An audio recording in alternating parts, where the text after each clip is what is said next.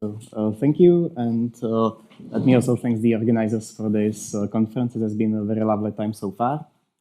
So today I will like to talk about our recent joint results with Anna Pelczar-Barwacz and Tomasz Wawrzycki about the separable Banach space of a non-trivial Baire order. So let me stress that those are results in progress, so keep that in mind. Okay, so let me first introduce you to the problem. So we will consider a separable Banach space X. So the important thing is separable. I will probably sometimes forget to mention it, but in this talk, X will always be separable. And we consider it embedded in the bidual, and we call this image of this embedding by X0 double star. And what we do next is that we recursively build a hierarchy of intrinsic Baire classes of X just by taking iterated weak star sequential closures. So we begin with X, that's X0 double star. Then X1 double star would be the set of all weak star limits of sequences from X. X2 double star will be the set of all limits of sequences from X1 double star, and so on. So we naturally iterate this construction in this way. And this should explain why we call it Baire classes of X. Because we begin with something continuous, and then we take pointwise limits. So this is precisely how Baire classes are defined. Then there is also this word intrinsic that I will comment more about in the next slide. But let me first give you some examples. So on one hand, it is true that our Banach space is weakly sequentially complete if and only if X equals the first Baire class functionals. Why is this? This is because weak sequential completeness can be equivalently rephrased to the fact that if you have a sequence from X that weak star converges in the bidual, then the limit also has to be in X. So this precisely means that X is already sequentially closed in the weak star topology. So in the case our space is weakly sequentially complete, we are not going to get some nice hierarchy of Baire classes because everything will always be the same. It will always be just the continuous function, weak star continuous function. On the other hand, if we take as our X the Banach space of continuous functions on the interval, it can be shown that then the intrinsic Baire class alpha can be identified with the space of all bounded alpha Baire functions on the interval. And it is well known that those Baire classes are strictly increasing for every countable ordinals. So for this case, we have like the full increasing chain of length omega 1. Baire classes. And finally, by the result of Odell and Rosenthal that was mentioned in the Institute Todorčević's talk the first day, we have that X does not contain letter L1 if and only if everything in the bidual is already a Baire 1 functional. So let me stress that here we use separability. This is not just a corollary, this is more or less the statement just written in this. Okay, so now the promised comment about the word intrinsic. So it is important to distinguish between being in the intrinsic Baire class alpha and being a function that just randomly happens to be of Baire class alpha. So let me illustrate this with these examples. So for the Baire class 0 functions, it works. It is true that if you have a function in the bidual, then it's weak star continuous, if and only if its restriction to the ball is weak star continuous. So we have this equality over here. The same works for Baire 1 functionals by the result of Choquet that the first intrinsic Baire class are precisely those functionals whose restriction to the ball happens to be a first Baire class. So one might think that this would be true for every alpha, but this is not true for every alpha. There is actually an example by Talleyrand of a Schur space, so in particular weakly sequentially complete space. So we have that all the classes are trivial, it's just X, but such that we can find a discontinuous element of the bidual whose restriction is of Baire class 2. So this element is not an element, it's not element like this, the intrinsic Baire class, but its restriction happens to be Baire function. This is because the reason why this restriction is of second Baire class is that it can be approximated by Baire 1 nonlinear function. It's the limit of Baire 1 nonlinear functions. So but in order for it to be in the X2 double star, it would need to be a pointwise limit of functions that are simultaneously linear and Baire 1. So it is important to distinguish between the intrinsic classes and just the classes Yeah, so the word intrinsic is there because those casts are built from inside from X. Like you cannot approach the property from the outside. Okay, so now when we know the definition of Baire classes, we can define a natural Baire order of a Banach space, of a separable Banach space, to be just the smallest ordinal alpha where this iteration stabilizes. So the smallest alpha such that X alpha double star is already weak star sequentially closed. This is the air quality in the end, but such that this doesn't happen for any smaller beta. Okay, so we can return to some examples. We have already seen that if X is weakly sequentially complete, this is if and actually only if X is Baire order 0, because weak sequential completeness means that already the zeroth element, the X, is sequentially closed. And we have already seen that the Banach space C01 has Baire order omega 1, because it never stabilizes in a countable step. Yeah, and finally, it follows from the theorem of Godefroy and Rosenthal that if we have a Banach space X that is not weakly sequentially complete and also does not contain L1, that it needs to have order precisely 1. This is because since it's not weakly sequentially complete, then by the first step we have that it cannot have order 0, and by the Rosenthal theorem, everything is a Baire 1 functional, so it has to stabilize at most at the first step. Okay, so we see that we have Banach spaces that have order 1, 0, or omega 1. And it's interesting that so far there are no other examples of possible Baire orders of Banach spaces. So this inspired Argyros, Godefroy, and Rosenthal to actually ask whether this is even possible. Yeah, so this is the introduction to the problem, and the answer to the problem is yes, because we constructed a separable Banach space of Baire order 2. So in the rest of the talk, I would like to make a few comments about the construction. So the key building stone of our construction is the Azimi-Hagler space that was already mentioned today in a different talk. And in my opinion, it's a very interesting Banach space that doesn't get enough recognition, so I will try to advertise it a bit.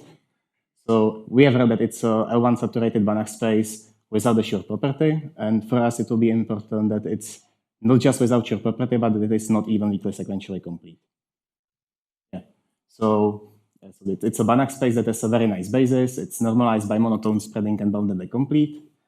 But for our purposes, it's important that the canonical basis of this space is non-trivial weakly Cauchy sequence. It means that it converges in the bidual to something that is not in X. And even more importantly, that this is essentially the only obstacle for weak sequential completeness. That this limit of the canonical basis is the only discontinuous Baire 1 functional, essentially, in the sense that the continuous functionals are of codimension 1 in the Baire 1 functionals. Yeah, so one can think about this Azimi-Hagler space as a kind of Baire 1 variant of the James space. In the James space, you have only one new functional in the bidual, and here you have only one Baire 1 functional in the bidual, even though you have many, many more functionals in the bidual. Yeah, so one of the important things why we consider this Azimi-Hagler space instead of the James space in the beginning was that this space is L1 saturated, so it doesn't violate the Odell-Rosenthal theorem. If we use the James space, it doesn't contain L1, so it will be hard to get something of Baire order 2. Yeah, but now it seems that we made some corrections and that our construction could actually work with the James space, but it's not checked, so for the Azimi-Hagler space it works. Okay, sorry. And here we have the norm. I'm not going to spend much time describing the details of the norm, but yeah, that this is the formula, and the important part of this definition is that this defines a basis that is very much not unconditional. And it's very important that it is not unconditional, because if we had some kind of unconditional variant of this, everything would be of Baire order 1. It can be shown that Banach space is unconditional basis, is weakly sequentially complete if and only if it doesn't contain C0, and if it does contain C0, we will still get only the first Baire class. Yeah, okay, so the building stone for our construction is going to be the Azimi-Hagler space, and let me give you a few ideas of the construction itself. So the goal is to somehow build a separable Banach space X such that the complement of the continuous functions in the first Baire class is going to end up being the Asimov-Hagler space. Because like motivationally, we know that the Asimov-Hagler space will give rise only to one new limit. So if the first increment is the Asimov-Hagler space, then the second increment should be 1 point, and then we will be done. So this, of course, needs more details, but this is the main idea. Because if we have this, then we could show that the second Baire class is then just the first Baire class plus 1 dimension. This is the new limit of the basis of the Asimov-Hagler space. And from this, it easily follows that the second Baire class is already closed undertaking limit subsequences. So we would get these two, this equality and this inequality. And this is precisely what we want. This is what does it mean for the order to be 2. Yeah, so this is the key idea of the construction. And now let me draw a picture of actual details of the construction, not details, but more details of the construction. So as we heard in the morning, what is the nicest way to construct a separable Banach space? Take completion of C00. So this is exactly what we are going to do. And also for practical reasons, we are not going to take completion of C00 over n, but over this upper left triangle of n squared, which is a countable set, so it shouldn't matter. Yeah, so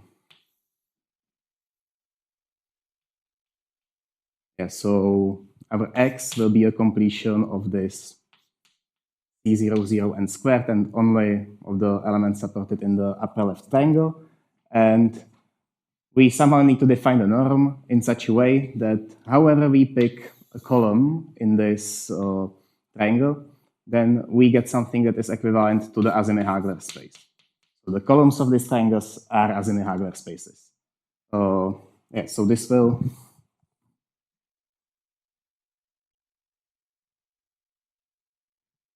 so this will give, by the properties of the Asimov-Hagler space, every column will give us one new element in the first Baire class. So this is so for every column we get one more element.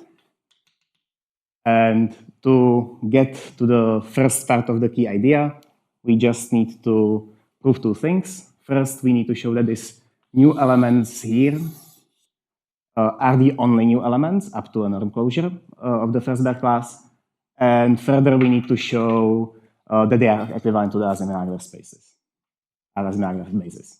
Yeah, so the more complicated thing is the first thing, that we need to somehow show that going up through the column is the only possible way to get a new Baire functional. And we do it by defining the norm in such a way that if we move, like in this triangle, not straight up, but diagonally in some way, then we get something equivalent to the little L1 basis. So you can somehow see the similarities to the combinatorial Banach space, where we had that if we go through chains, we get C0. If we go through anti-chains, we get L1.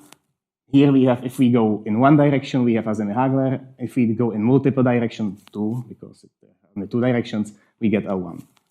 So this condition will, in the end, essentially give us that if we have any sequence in X, then there are 2 possibilities. It's either essentially supported on finitely many columns, and then the possible weak star limits are only these finitely many points, or it is supported in infinitely many columns, but then we can extract one subsequence, and so it cannot be weakly Cauchy. So by this, we artificially kill all the possibilities to converge diagonally. We only can converge when we go straight up in one direction. Yeah, so the second condition implies that this increment are the only new Baire functionals. And finally, we also need to show that this new sequence is equivalent to the Asimov-Hagler basis again, but this is easy just by choosing some specific norm. Okay, so I guess that the key part of this construction, this is the first step is technical, but the key part is to get this point 1, to get a specific increment in the first Baire class. And the technically key part how we can do it is this second point here, that we have a method how to kill diagonal convergences on the square. Yeah, and so this is it. And as I mentioned in the beginning, this is still a work in progress. So there is this more general, very natural question, whether we can find for any given countable alpha a separable Banach space whose their order is precisely alpha, which is still open. We did it for alpha equals 2, and we are working now on the higher ordinals. It seems hopeful, but we don't have it proved down like the case for alpha equals 2, so I talked only about the case alpha equals 2. Yeah, okay, so thank you for your attention.